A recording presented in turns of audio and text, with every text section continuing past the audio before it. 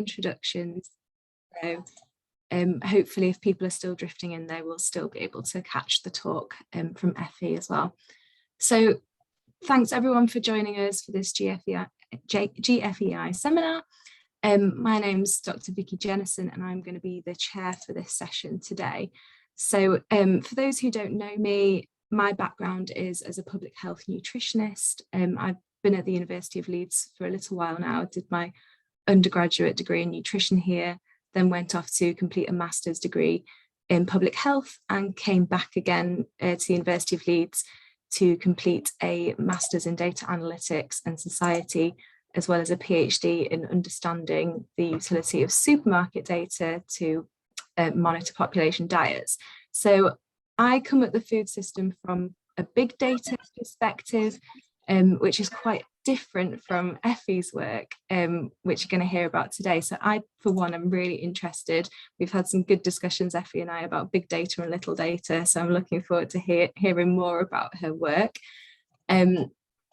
So it is my pleasure to welcome Dr. Effie Papargyropoulou today to speak to you at this virtual seminar from the Global Food and Environment Institute, or the GFEI.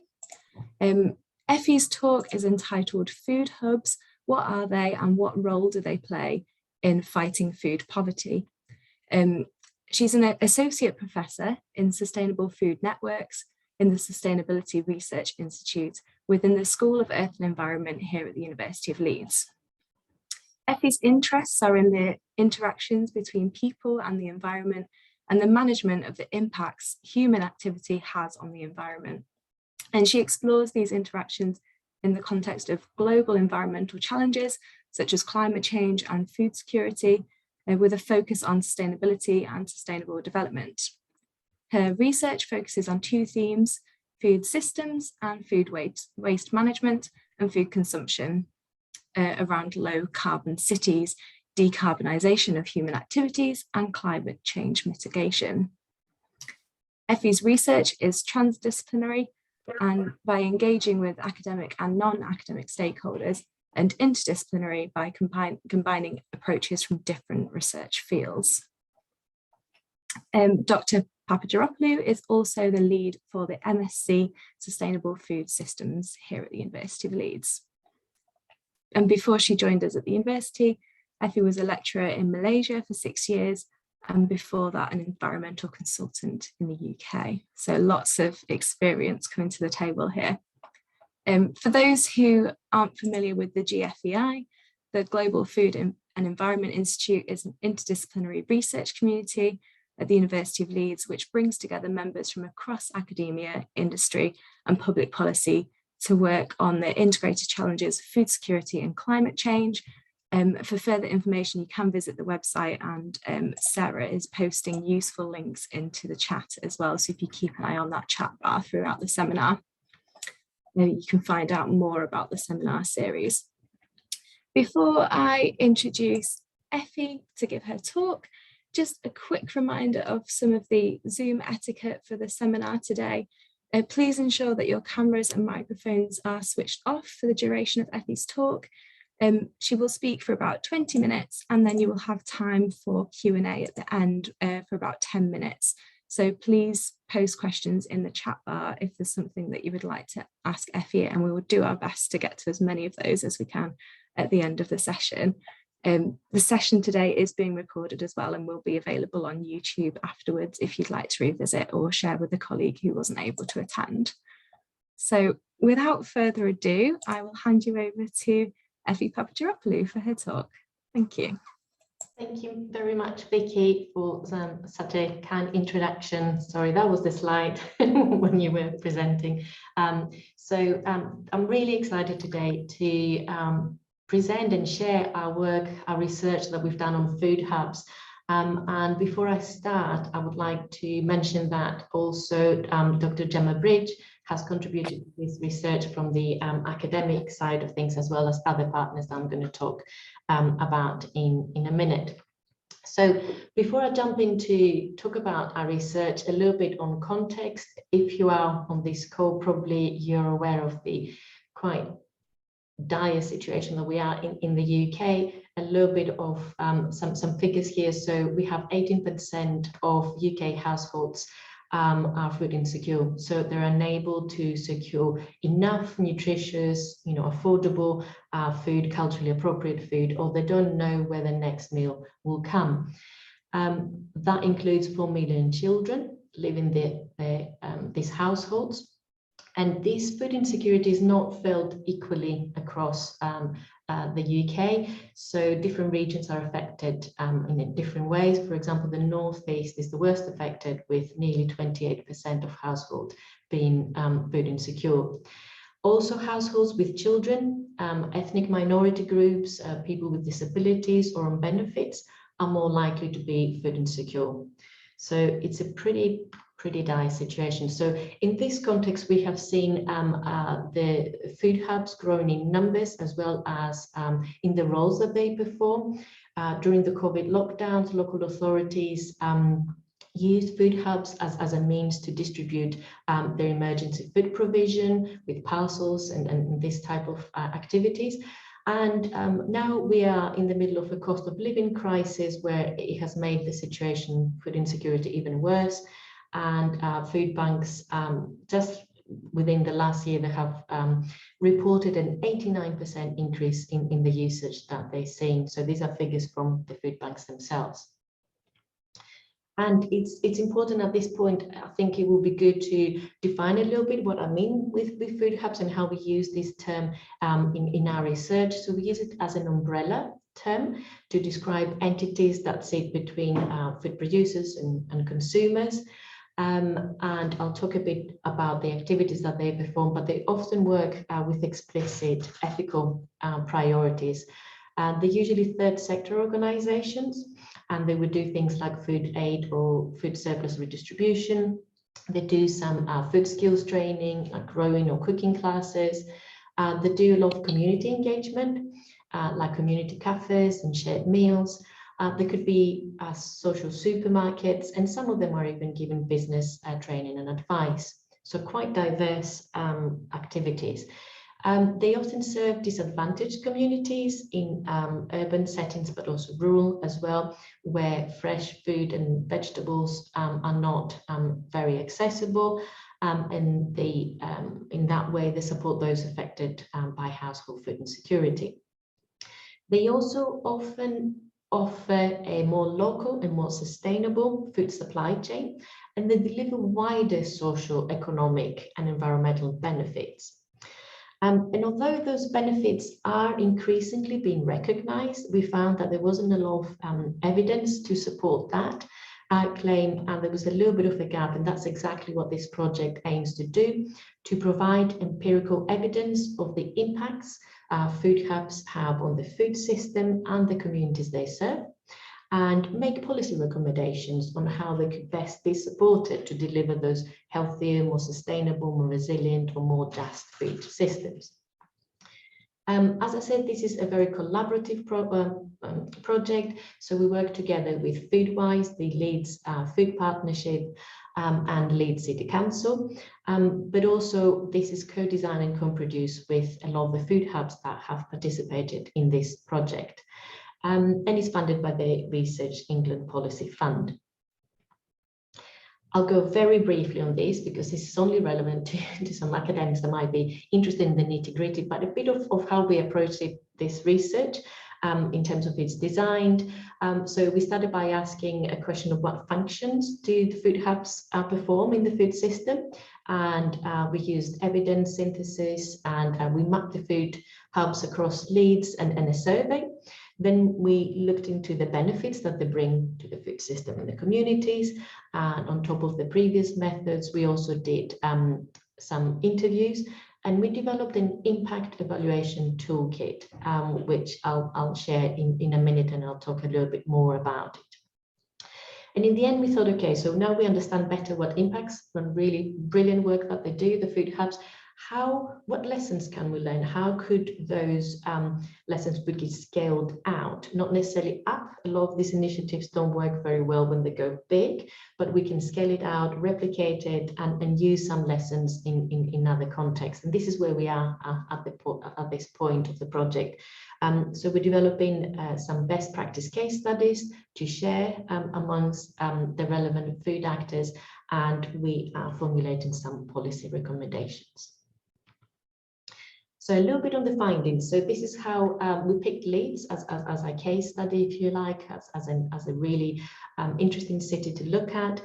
And when we first started, we identified 62 food hubs, and about 40% of them, they have participated in one way or another, those different stages. This number is probably way higher now, because obviously it's a very dynamic field, but just to give you an idea of the scale. So when we asked food hubs what their primary function is, bearing in mind that food hubs, one of the big strengths of food hubs is the co-location of services and activities. So they do many, many different things all under one roof.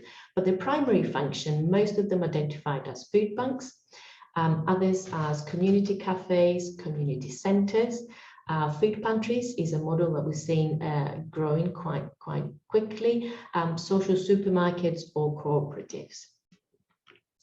And this is a slide just to recognize the incredible insights and all the time and effort the food hubs, participating food hubs have given us, and we're very grateful to it. I'm not expecting to read all of those, but there's many, and we're very grateful for the way that you have contributed to our project. In terms of activities, so we touched a little bit upon that, but I'll in the previous slide, but I'll talk a bit more. So we have community cafes where there would be preparing meals, hot meals in-house. We have food banks which operate free to the customer, and they would be doing things like food parcels.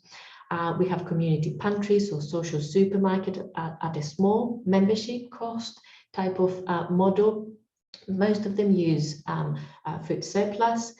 Some of them do food grown activities, so it could be anything from sort of larger community scale supported agriculture schemes all the way to sort of smaller scale food growing activities at the back of a garden and things like that. Some do composting. Others do a lot on education, so cooking classes or healthy food literacy and support around education aspects.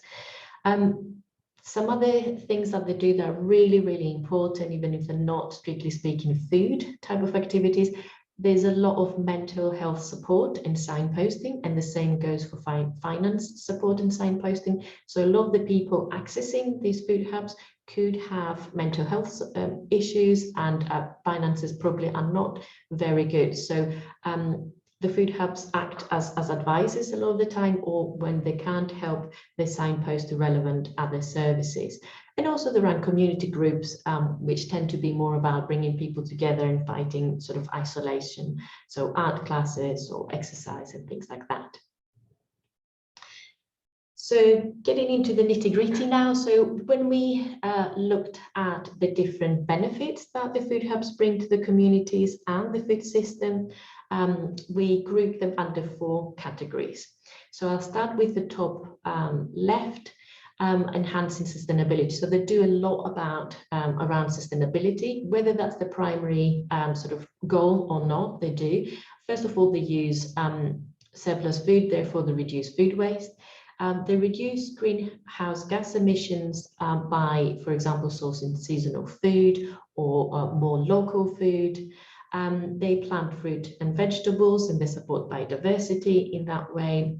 And they improve soil quality, for example, through composting and organic growing practices. They also play a really important role in supporting local economy. And they do that by providing access to smaller sort of businesses, local businesses.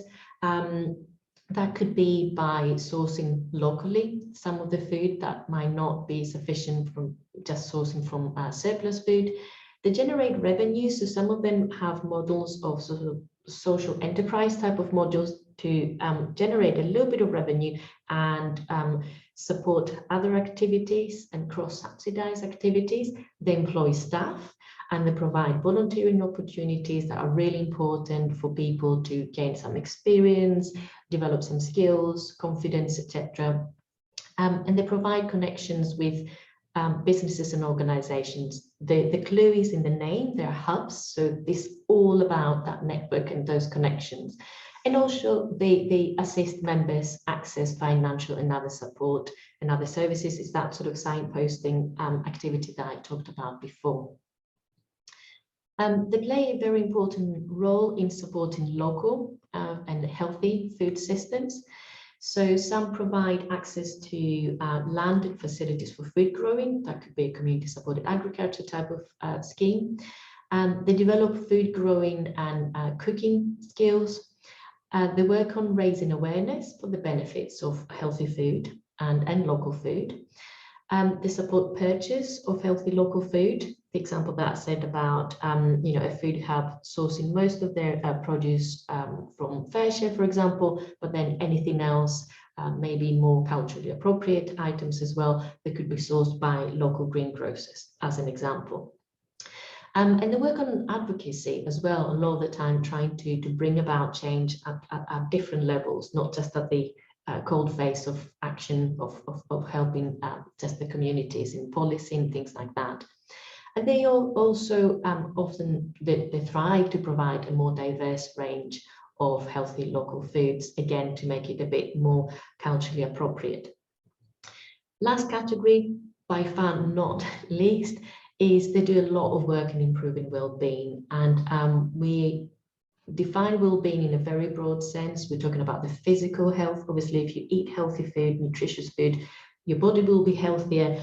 But more importantly, working on the mental health and the emotional health of people, a lot to do with the isolation and the problems. If somebody cannot secure a meal, of course, the mental health is going to be impacted. So they do a lot to support that side of things.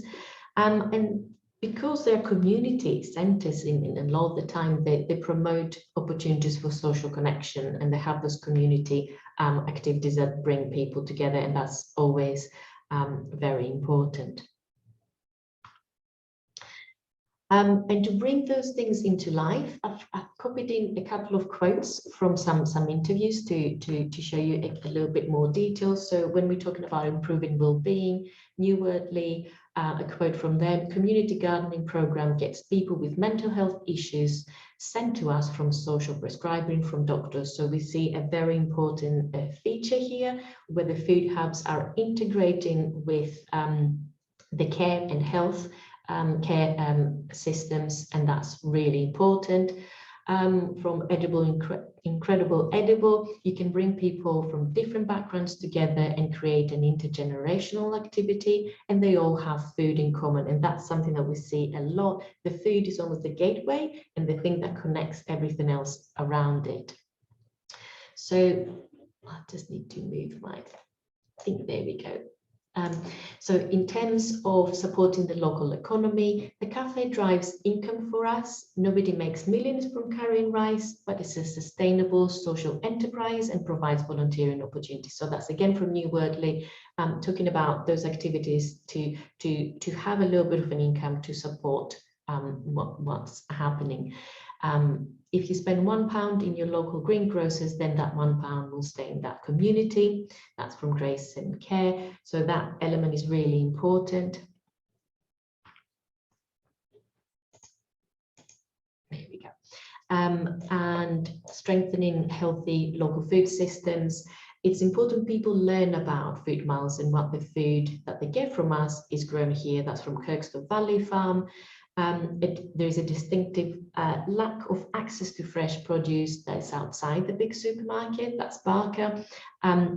We offer recipe station bags, and they're all vegetarian. That's to make them meatless and more inclusive. So Barker provides a recipe together with the ingredients in the bag, and they would give that to people to cook at home, or if they can't, obviously some families or people might not have cooking facilities, they would prepare a meal on site. And in terms of sustainability, that's from Rainbow Junction. We intercept food that would otherwise go to waste from supermarkets, restaurants, etc., and turn it into nutritious meals on a pay-as-you-feel basis. So obviously there is a sustainability element there. So I'm starting to bring the conclusions together, and it's so far, because it's a project and still we're working on it. So what we found is that it was great. We really wanted to recognize the true value of the food hubs, but we found a little bit of a tension there that needs to be recognized, that yes, let's recognize the true value of food hubs, but there is a danger on relying on them to tackle food insecurity. So there's a distinction there. And that is because emergency food provision is what we call a band-aid solution, is not a long-term solution, because it doesn't tackle the socioeconomic causes of poverty or the systematic roots of food waste. It's not meant to begin with. So unfortunately, food aid paradoxically can reinforce the same problems it tries to solve. And that's why it should not be seen as a long-term solution for food poverty. Oops. Sorry, went too far. So the food hubs bring economic, social, and sustainability benefits. We just explored some of those, and they're really important in terms of food security, health, justice, resilience, sustainability. These are big things, and they are on the agenda of local authorities all the way to national and international sort of agendas.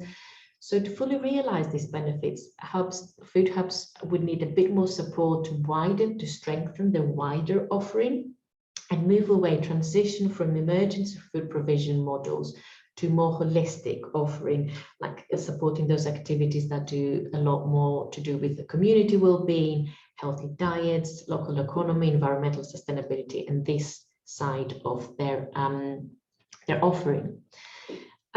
In terms of recommendations so far, we have recommendations for policy and other actors at different levels. The first one is for government departments, agencies, and local authorities to try to support food hubs in that transition from providing emergency food to delivering a more holistic solution, as I said, focusing more on the community well-being, the healthy diets, the local economy, the sustainability, the justice side of things. The second recommendation is more about the food hubs themselves. Food hubs, working really, really hard with absolutely very limited resources. So it's really hard to evidence the impact of their activities and demonstrate that. And we have developed a tool that I'm going to talk about in a minute in a bit more detail on how to do that. And by evaluating that impact and collating that evidence, that can support, for example, funding applications and things like that. Local authorities, the sector and the commercial organizations should try to foster more of a partnership across food hubs to collaborate and share best practice, capacity building and coordination of the work. So that's really important. We've seen there is a need for that, and there's already happening, so we need to do a bit more of that. And again, last but not least, number 4, so none of that would have would mean nothing unless we actually address the root causes of food insecurity. And that's to do with poverty and inequality. So that is something that we need to address before we can even begin doing all the other wonderful things. So in terms of outputs, on the left-hand side, you can see a policy brief we have produced. I've talked about some of those aspects in my presentation today. It's available on that link or through the Global Food and Environment Institute. Please feel free to go read it, share it, talk to us about it. We have also developed the Impact Evaluation Toolkit for food hubs. So this is a toolkit that is meant to be used by the food hubs to be self-administered. It's supposed to help with this process of collating evidence of the wonderful work and the impact that work has. And is available again on that website. It goes through different questions, and we have organized it in a way that is easy to use as much as possible and can be helpful. A lot of these outputs and everything that we talked about today is, of course, in line with the Leeds Food Strategy. We work very closely with the Leeds City Council, and we try to align those things to support the strategy rather than additional different things to it. Bearing in mind it's work in progress, so we're still producing a lot of the work. So at the moment we're working on developing 10 best practice case studies. So we're trying to understand what works, why it works, in what context it works, and what are those scalable and replicable elements that we can showcase and other places, other regions, other food hubs could find useful. And we will develop spotlights for those best practice case studies, one type of page, type of output. We're also producing 2 journal papers, and we will have an evidence dissemination and knowledge exchange event. Please save the date. At the moment we have the 4th of July, and we would like to invite you all to attend. It's not a virtual event, it's an actual face-to-face people event, which is going to be great. It's going to be in Leeds. We will post more details on the link again on GFEI for that event. Please do come and let us know what you think. So I'm wrapping up. These are the references that if you want to go and look at the sources of some of the things I've talked about. And yes, I'm very pleased to open the Q&A session. Thank you so much for listening. I'm really open to feedback, and we would like to hear your thoughts. So yes, thank you very much. I'll stop talking now and hear and hand over to Vicky. Thank you. Thank you very much for that great talk, Effie. It's been great as well to see what a uniting subject this is, and there's been loads of networking and connections being made in the chat bar as well, so that's a really positive thing to see. I will start with some questions that have come in through the chat bar, and there's more popping in, so we'll do my best to get through as many as we can. One from Fiona Smith to start with. She asks whether the positive impacts on well-being are explicit or implicit. So are the food hubs setting out to have those impacts on well-being, or is it just a byproduct of the work they're doing? Yeah, that's a really good question. Thank you, Fiona. Thank you for joining the talk. Some of the food hubs begin with more of a community sort of well-being and health remit. Others don't. But regardless of where they start from, they do have a big impact on well-being. The most obvious one is about the health of, the physical health. Of course, if you have healthy, nutritious food and you're not suffering from food insecurity, therefore you're going to be healthier. But more importantly, I think, is the fact that even when some of the food hubs started with providing the food, but that was the gateway. That was the thing that brought people in. And once they were in, a lot of the people working in the food hubs, they said, well, we realize it's not just about food, it's about loneliness, it's about the pressures of the world around and the mental health problems. So then they started developing this side of things. So it's a bit of both, but they're definitely having a big impact on that well-being. Also, if we take it a bit broader in terms of well-being, we can also define it as physical, mental well-being, emotional well-being, that community sort of eating together, cooking together type of aspect, but also environmental well-being, so environmental health. A lot of those food hubs that do, especially the more growing, food growing and the more sustainability, sort of the ones that have more of a sustainability remit, they work a lot on the health of the environment as well. I hope that answers your question. Thanks, Effie. And we'll take another question now from Alex. And Alex wonders if you've got any advice for engaging local authorities, and mentions some of the challenges around shortages of staff and willpower among local authorities to actually get these kinds of things going. Have you got any advice? Well, yes, this is the reality, and it's really tough, although food security is right up there in the agenda of the government and of a lot of, all the different levels of governance. There's very limited resource. I have had a very positive experience of working with this wonderful local authority, and everybody, even if they don't have a lot of time or they would participate from the food strategy team to the public health, to the inclusive growth, to the sustainability team. I guess it's a matter of, if we're talking within Leeds, is or any other local authority, to contribute to strategies and agendas that are already there. So instead of adding something additional, try to align your work. I don't know where you're coming from, if it's an academic is asking the question, or a third sector organization, I'm not quite sure, so I'll try to answer in a quite broad way, but aligning your work with existing work and existing agendas and priorities. And that's what we have been doing with Leeds City Council. Even before we applied for the funding, we went to Leeds City Council and said, right, this is what we want to do. How does that fit in with what you're doing? And we think it fits in this way, and it helps you deliver those things. So it's more likely then that local authorities will have, you know, a little bit more of, you know, a resource to align or to you know, to support whatever you're doing in whatever capacity. I'm not quite sure who's asking the question.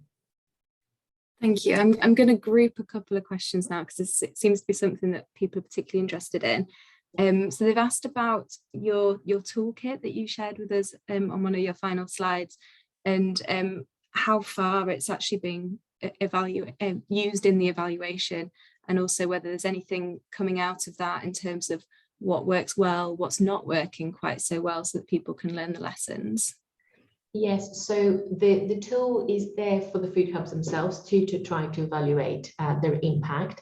We have arranged it across those 4 different main categories. So we start with the sustainability and resilience, again aligning it with Leeds City Council food strategy. Then we look at the well-being, then the local economy, then the food security, and the local food system. So it's across those 4 categories. It will be online soon, I promise you. Just keep looking on that link. We're just preparing it now. And within that, we list different impacts that possible activities could have.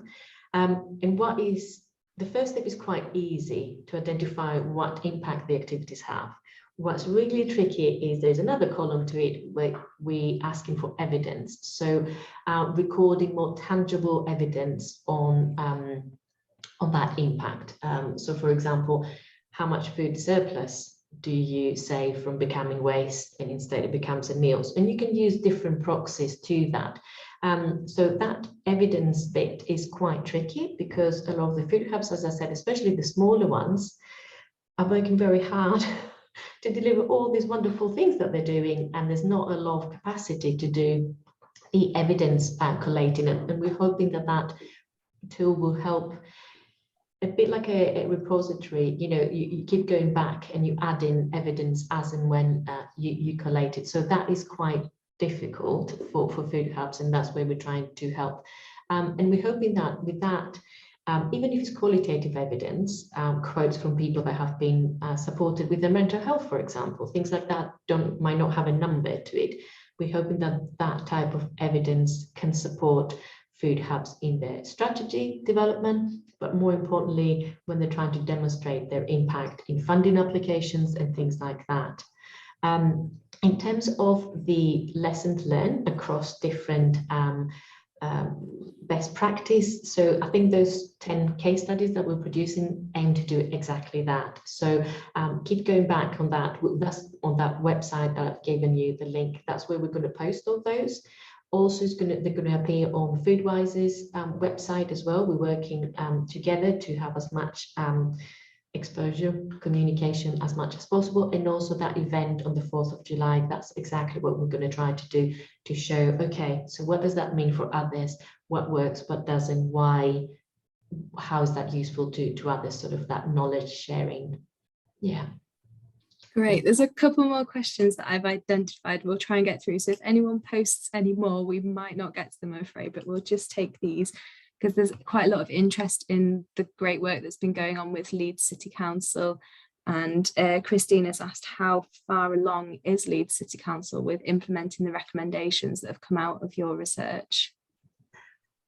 So we're just shaping them at the moment, so probably not that far in terms of from what we recommend, but these are recommendations that we co-produce with Leeds City Council. You know, they're aware of all these things. We're working together, so it's more about fitting those into the existing agendas. If we look at the, you know, the food strategy, these are the sort of things that they're talking about anyway. You know, so they're not. Yeah, Leeds City Council is working quite well, I think, with the third sector. Don't shoot me, otherwise that's my perspective from my very positive experience.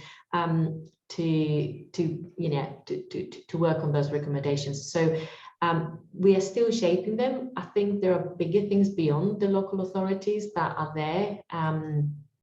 And there would be outside the control of Leeds City Council. So the fundamental one is obviously we need to do with food insecurity and the roots of that, rather than just trying to support it with more bits here and there. And no matter how wonderful the work that food hubs do, these are, you know, not necessarily for the third sector to pick up those problems. Probably they are national government sort of problems that need to be addressed.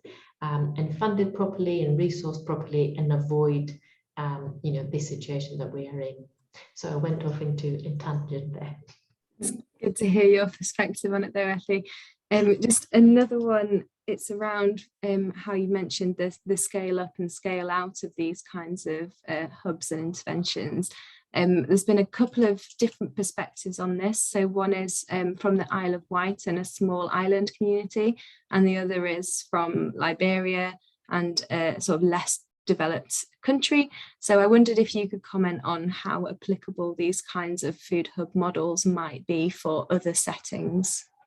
Yes, I mean, for the Isle of Wight, I don't know, and I'm really excited that people from across different contexts come and you know, so we can share these experiences. So what we try to do is, again, pick out things that can be relevant to other places of similar context. So when we developing a particular case study, we pick out a particular feature that is really important, and we have a spotlight on that. We don't just say this model works, we say this model works because of this reasons. So different, you know, somebody in a different geography, if those features are there, it's an indication that could possibly work. But as we know, these things are very context specific. So one of the things that will be relevant to everyone is the food hubs that are successful are the ones that really know the communities. That is a given. So that will be a message across, I think, the globe. If you know your community, you understand you know your people, you understand the particular problems, the particular context, and you're in the best position to run activities that could help with those. So that is a lesson, I guess, across every context. But yes, look out for those case studies, and hopefully that's what we're trying to do. Focus on features that could be taken out and applied somewhere else as well, or considered at least. Yeah, that's great. Yeah, more insights coming is that the message that we're getting. Yes. I think we've got a few minutes left, so just a final one. I'm going to take Chair's prerogative and ask a question as well for you, Effie.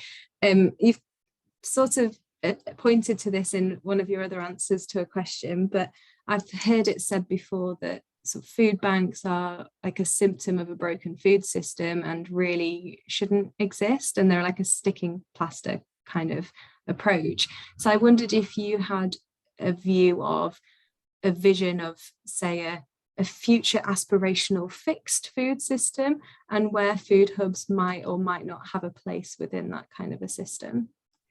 Yes, thank you. I mean, that's the million-dollar question, isn't it? Absolutely. So just to start with where we are at the moment, a lot of the time we talk about food poverty. Well, it's not really food poverty, it's poverty. We've come up with so many different phrases to explain, you know, fuel poverty, clothes poverty, you know, it's poverty, and that has to be addressed. It's not a food problem in that sense. When we start at that bit, it's about poverty, inequality, and these are things that a lot of the Food Aid Network and this type of organizations have been talking about a lot, saying, well, we need, decent wages. We don't need banks. If you deal with that, a lot of the people that are insecure are the workers in the food system itself, which is insane. So it's more of a social, sort of across society type of economic problem rather than a food problem.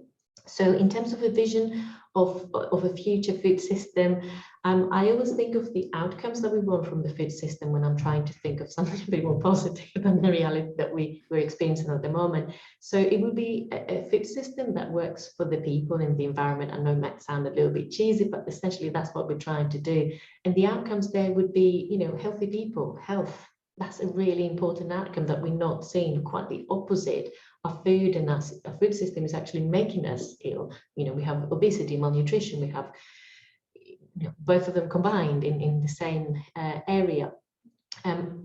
Another outcome would be environmental sustainability. So we're talking about a food system that is not only not destroying the environment and causing climate change, for example, but is actually enhancing biodiversity, reducing carbon emissions and things like that. So it works with the environment rather than against it. Justice is another very, very important outcome that I think a future ideal future food system should have. There's huge inequalities, and when we see it just in this little research, this shouldn't be there. There's enough for everyone, and it's a matter of